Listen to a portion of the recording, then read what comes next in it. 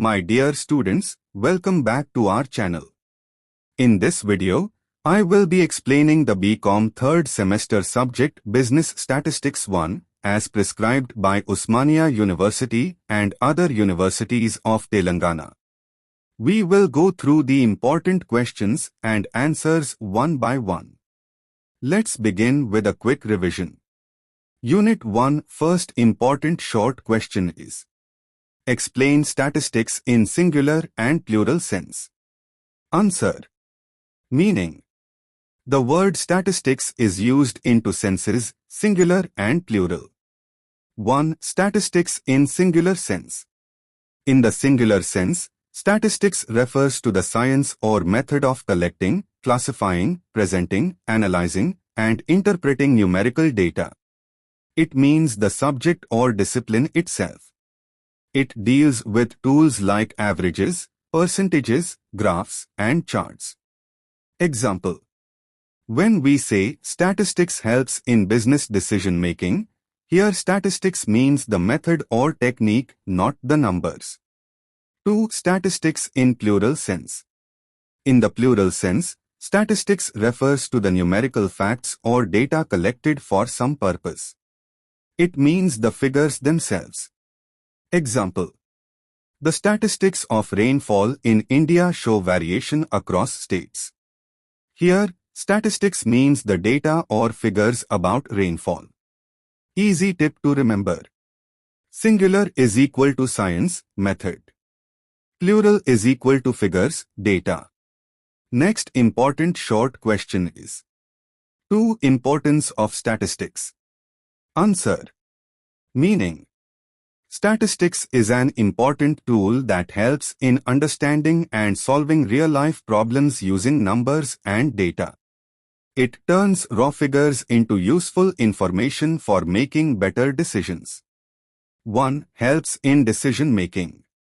Business owners, governments, and students use statistics to make smart decisions. Example, a company studies sales data to decide which product sells best. 2. Planning and forecasting. Statistics helps in making future plans by studying past trends. Example, farmers predict crop yield based on rainfall data. 3. Useful in research and education. Researchers use statistics to test results and prove theories in subjects like economics or psychology. 4. Helps government and business. Governments use statistics for population surveys, budgets, and policies. Businesses use it to understand customers and profits. Easy tip to remember. Statistics is equal to smart decisions plus planning plus progress through numbers. Next important short question is: 3. List out any 5 limitations of statistics. Answer. Although statistics is very useful, it also has some limitations that we should remember. 1. Deals only with numerical facts. Statistics works only with numbers. Qualitative facts like honesty or beauty cannot be measured. Example, you can measure sales, but not employee loyalty. 2. Requires expertise. If statistical methods are not used correctly, results may be wrong. It needs trained people to interpret data properly. 3. Can be misused. Data can be twisted to mislead people. Example, a company may show only selected sales figures to appear successful. 4. Does not show the whole truth.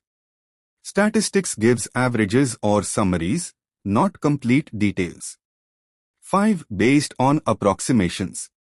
Many times, data is estimated, not exact, so small errors may occur. Easy tip to remember. Statistics is powerful, but only when used wisely, carefully, and honestly. Next important short question is: 4. Mention the functions of statistics. Answer. Statistics performs several important functions that help us understand and use data in a meaningful way. 1. Collection of data. The first function is to collect facts and figures from different sources. Example, a company collects sales data from its branches. 2. Classification of data. After collection, data is grouped or arranged in a systematic way to make it easier to study. 3. Presentation of data. Data is presented through tables, graphs, and charts so that it becomes clear and understandable. 4. Analysis of data. Statistical tools like averages and percentages help in finding patterns and trends. 5. Interpretation and forecasting. From analyzed data, we draw conclusions and predict future trends. Example, a business forecasts next year's sales using last year's data. Easy tip to remember. CCPAI. Collect, classify, present, analyze, interpret.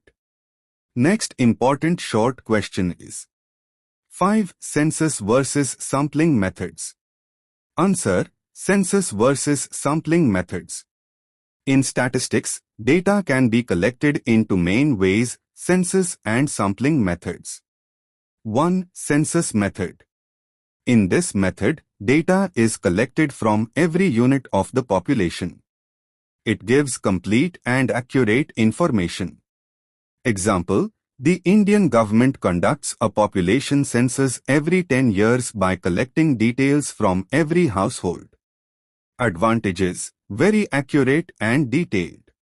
Disadvantages, costly and time-consuming. 2. Sampling method. Here, data is collected only from a few selected units, called a sample, that represent the whole population. Example, to study customer satisfaction, a company surveys 100 customers instead of all. Advantages, saves time, money, and effort. Disadvantages, may not be fully accurate if the sample is not chosen properly. Easy tip to remember. Census is equal to complete data, sampling is equal to selected data. Next important short question is 6. Define primary data. Answer, define primary data. Meaning, primary data is the original data collected directly from the source for a specific purpose. It is first-hand information and has not been processed or published by anyone else. Sources of primary data. Observation, collecting data by watching people, events, or processes. Example, noting how many customers visit a shop daily. Questionnaire survey, asking questions directly to respondents. Example, conducting a survey to know students' favorite online learning app. Interview, talking to people face-to-face or over the phone to get data. Advantages. Accurate and reliable because it is collected for a specific purpose. Helps in detailed analysis for research or business decisions. Disadvantages. Time-consuming and costly to collect. Easy tip to remember. Primary data is equal to first-hand facts directly from the source. Next important short question is 7. Name the main source of secondary data. Answer. Meaning, secondary data is the data already collected, recorded, and published by someone else. It is not collected directly by the researcher, but is used for further study or analysis. Main sources of secondary data. 1. Government publications. Reports, census data, economic surveys, and statistical abstracts. Example, Population Census of India, Reserve Bank reports. 2. Books and journals. Research papers, academic books, magazines, and periodicals. Example, a researcher uses a book on business statistics for reference. 3. Organizational records. Company reports, sales records, annual reports. Example, a company studies last year's sales report to plan next year's strategy. 4. Internet and databases. Online data sources, government portals, and digital libraries. Easy tip to remember. Secondary data is equal to already collected information from government, books, records, or internet. Next Unit 1. Long questions. First important long question is: define statistics.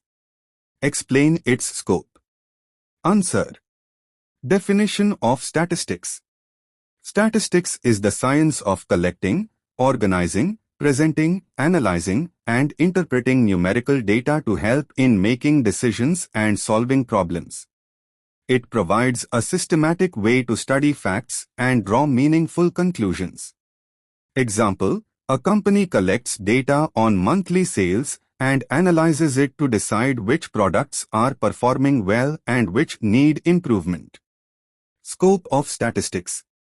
The scope of statistics is very wide because it can be applied in almost all fields of life. Some important areas are: 1. Business and economics. Statistics is used in production planning, sales forecasting, budgeting, and financial analysis. Example: a business forecasts next year's demand based on last year's sales data. 2. Government and administration. Governments collect statistical data for population census, unemployment surveys, and economic planning. Example: the population census of India provides vital data for planning public services. 3. Education and research. Statistics helps researchers in collecting, analyzing, and interpreting data for experiments, surveys, and academic studies. Example: a university studies student performance across different courses to improve teaching methods. 4. Health and medicine. Statistical tools are used to study disease patterns, vaccination coverage, and patient treatment outcomes. Example: health authorities analyze COVID-19 infection data to plan hospital resources. 5. Agriculture. Farmers and policymakers use statistics for crop forecasting, yield estimation, and resource allocation. Example: predicting wheat production based on rainfall and soil data helps in planning food storage. 6. Industry and manufacturing. Statistics helps in quality control, production efficiency, and market analysis. Example: a factory monitors defective products per day to improve quality standards. Easy tip to remember scope. Statistics can be applied anywhere there is data collection, analysis, decision making. Summary. Definition: science of data collection and interpretation. Scope: business, government, education, health, agriculture, and industry. Importance: helps in planning, forecasting, and informed decision making. Next important long question is: 2. What is statistical investigation? Explain the stages in a statistical investigation. Answer: what is statistical investigation? Explain the stages in a statistical investigation. Meaning: a statistical investigation is a systematic process of collecting, analyzing, and interpreting data to solve a problem or make decisions. It helps in understanding facts, trends, and relationships in a logical and scientific way. Example: a company wants to know customer satisfaction. It conducts a statistical investigation by collecting data from customers, analyzing it, and drawing conclusions to improve products. Stages in a statistical investigation. 1. Defining the problem. The first step is to clearly define the problem or objective of the investigation. Example: find out why sales of product X decreased last month. 2. Planning the investigation. Decide what data is needed, how to collect it, and the methods to be used. Example: choosing between survey, observation, or company records. 3. Collection of data. Gather the required data from primary sources, questionnaires, interviews, or secondary sources, books, reports, online databases. Example, conducting a customer survey to record feedback. 4. Classification and tabulation of data. Organize the collected data into tables, charts, or categories to make it easier to understand. Example, grouping customers by age, income, or region. 5. Analysis of data. Use statistical tools like averages, percentages, or graphs to find patterns, trends, or relationships. Example, analyzing which age group is buying less of product X. 6. Interpretation and conclusion. Draw meaningful conclusions from the analyzed data and make recommendations for decision-making. Example, sales decreased among young customers. Launch a social media campaign to target them. 7. Reporting. Prepare a report or presentation of the findings for stakeholders. Example, presenting charts and conclusions to the marketing team. Easy tip to remember stages. DPCCAIR. Define, plan, collect, classify, analyze, interpret, report. Summary. A statistical investigation is a step-by-step method to solve problems using data. Following these stages ensures accuracy, reliability, and meaningful decisions. Next important long question is: 3. What is probability sampling? What are the random sampling designs? Answer: what is probability sampling? What are the random sampling designs? Meaning of probability sampling. Probability sampling is a method in which every unit of the population has a known and non-zero chance of being selected for the sample. It is widely used because it reduces bias and provides reliable results. Example, if a company wants to survey customer satisfaction, and every customer has an equal chance of being selected, this is probability sampling. Random sampling designs. Random sampling is a type of probability sampling where selection is done purely by chance. There are several designs. 1. Simple random sampling, SRS. Every member of the population has an equal chance of being selected. Example, drawing 50 students' names from a hat to survey their study habits. 2. Stratified random sampling. Population is divided into strata, groups, based on some characteristic, like age, income, and samples are drawn from each group randomly. Example, a school divides students by grade and randomly selects 5 students from each grade for a survey. 3. Systematic random sampling.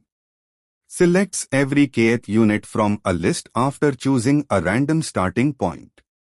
Example, from a list of 1,000 employees, selecting every 10th employee for a survey. 4. Cluster sampling.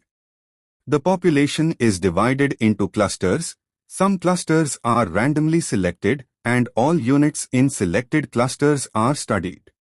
Example, selecting 3 out of 10 city blocks randomly and surveying all households in those blocks. 5. Multi-stage sampling. A combination of the above methods, often used in large populations.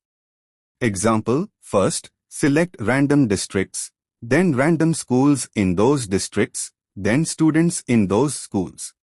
Easy tip to remember. Probability sampling is equal to random plus fair plus representative. Simple random equal chance.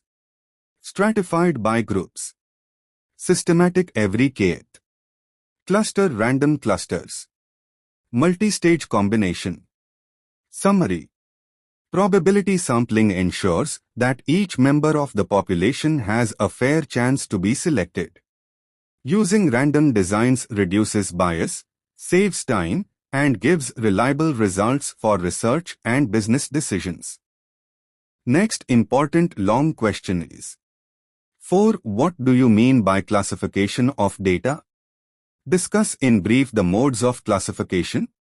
Answer: what do you mean by classification of data? Discuss in brief the modes of classification. Meaning of classification of data. Classification of data is the process of arranging collected data into groups or classes based on common characteristics. This helps in simplifying large data sets, making it easier to analyze and interpret. Example: a company collects data on employees' ages. Classifying employees into age groups like 20 to 30, 31 to 40, and 41 to 50 makes it easier to study patterns. Modes of classification. 1. Chronological classification. Data is classified according to time order. Example: monthly sales data for 2024 can be arranged month-wise: January, February, March. 2. Geographical classification. Data is grouped based on locations or regions. Example: sales of a product can be classified state-wise or city-wise. 3. Qualitative classification, attribute classification. Data is classified based on non-numerical attributes or qualities. Example: employees can be grouped by gender, male-female, or department, HR, marketing, finance. 4. Quantitative classification, variable classification. Data is classified according to numerical values or quantities. Example: students grouped by marks 0 to 50, 51 to 75, 76 to 100. 5. Simple and exclusive classification. Each item belongs to one and only one class, making classes mutually exclusive. Example: an employee cannot belong to both 20 to 30 and 31 to 40 age group. Importance of classification. Simplifies large data sets. Helps in detecting trends and patterns. Makes analysis and comparison easier. Useful for presentation in tables, charts, and graphs. Easy tip to remember modes. CGQNE. Chronological, geographical, qualitative, quantitative, exclusive. Summary. Classification is organizing data into meaningful groups. Proper classification helps in easy understanding, analysis, and interpretation, which is essential for business, research, and government planning. Next important long question is: 5. What is data collection? Explain various methods of data collection. Answer: what is data collection? Explain various methods of data collection. Meaning of data collection. Data collection is the process of gathering information or facts that are required to solve a problem, make decisions, or conduct research. Data can be numerical or non-numerical, and accurate collection is crucial for meaningful analysis. Example: a company wants to know customer preferences for a new product. Collecting responses from customers is data collection. Methods of data collection. Data can be collected from primary or secondary sources. 1. Primary data collection. This is first-hand data collected directly from the source for a specific purpose. Observation, watching and recording events as they happen.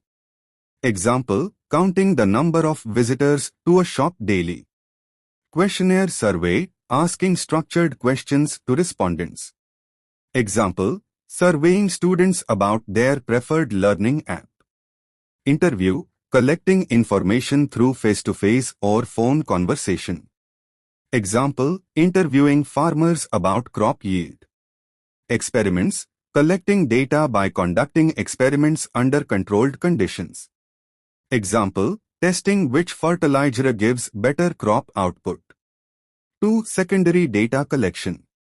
This is data already collected by someone else and available for use. Government publications, census reports, economic surveys. Books, journals, and magazines, research papers or industry reports. organizational records, company sales reports, annual reports. Internet and databases, online portals, websites, or statistical databases. Importance of proper data collection. Ensures accuracy and reliability of research results. Helps in making informed decisions in business, education, health, and government. Avoids errors and misleading conclusions. Easy tip to remember. Data is equal to facts collect, analyze, decide. Primary is equal to first-hand, secondary is equal to already available. Summary. Data collection is the foundation of statistics. Using proper methods ensures reliable, accurate, and meaningful information, which is essential for research, business planning, and decision-making.